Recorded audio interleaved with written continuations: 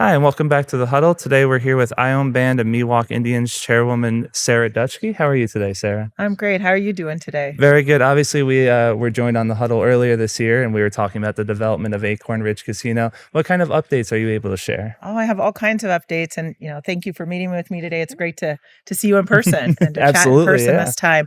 Well, I think when we spoke earlier this year, we were just starting to break ground on Acorn Ridge Casino, which is just outside of Sacramento in the foothills of Amador County. Construction is about halfway done now, so we're really, really excited. We're slated to open in March of 2026 if everything goes well, and the property's shaping up to be really quite beautiful. Absolutely. Obviously, the tribal community kind of lost a very valued member in Ernest Stevens lately. What kind of legacy will he leave for you, and any maybe memories that you have of him as well? Yeah, thank you for asking that question. I think, for me, both as a young attorney, but also a tribal leader, Chairman Stevens was quite a force. Everybody in Indian country knew him well for his work with the Indian Gaming Association. And I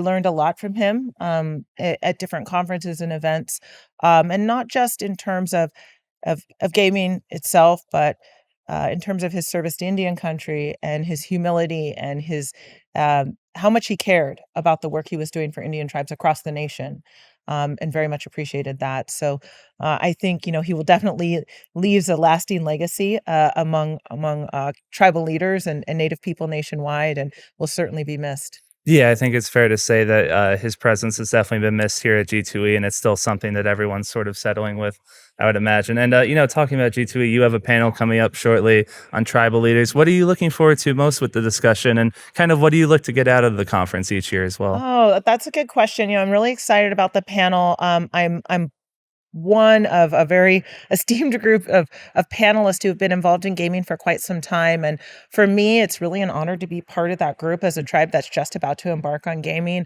and talk about the ways in which we can protect tribal exclusivity in the gaming market, tribal rights to game.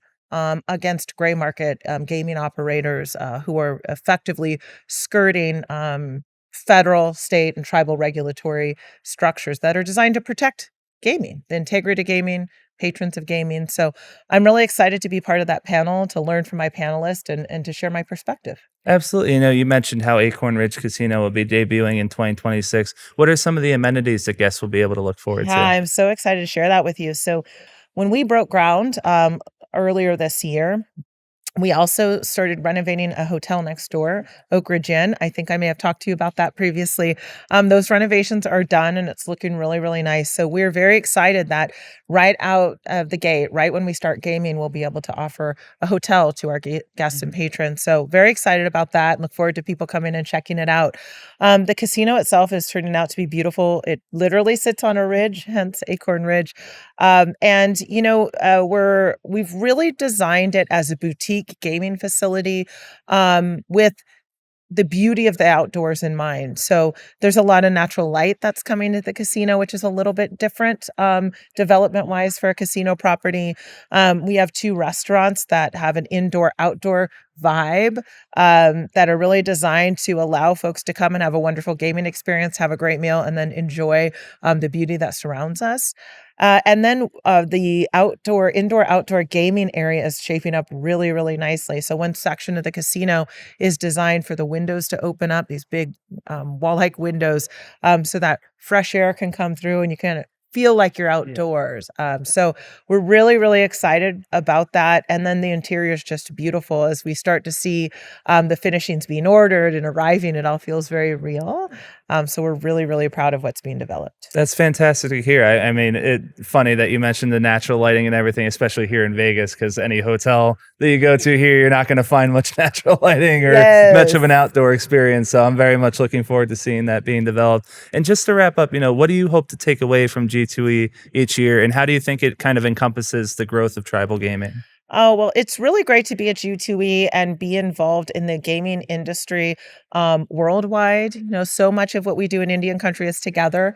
And we talk a lot about the gaming industry in Indian country or even in California Indian country. It's really great to hear the perspective of other operators. It's really wonderful to see the new innovations that are in the marketplace, Yeah. an ever-changing landscape. As technology advances, so do all the games. So that's been a really exciting component of this G2E for me, and seeing what's coming next and seeing how we can actually be at the forefront of some of that emerging technology in the gaming market.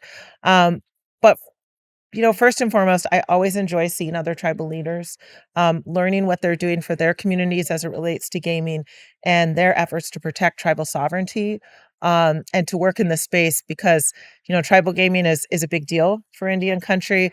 It's what most of us utilize to support our communities, but it doesn't just support our community, it supports our surrounding communities too. So I'm always looking forward to engaging with my fellow tribal leaders and learning from them. Of course, yeah, G2E always forges collaboration and bringing people together. So that's definitely, I have to agree with everything. And thank you so much for joining us once again. Like you said, it's amazing to do this in person this time instead of over a call. So it's been wonderful. Yeah, well, thank you for having Of me. course, thank you so much.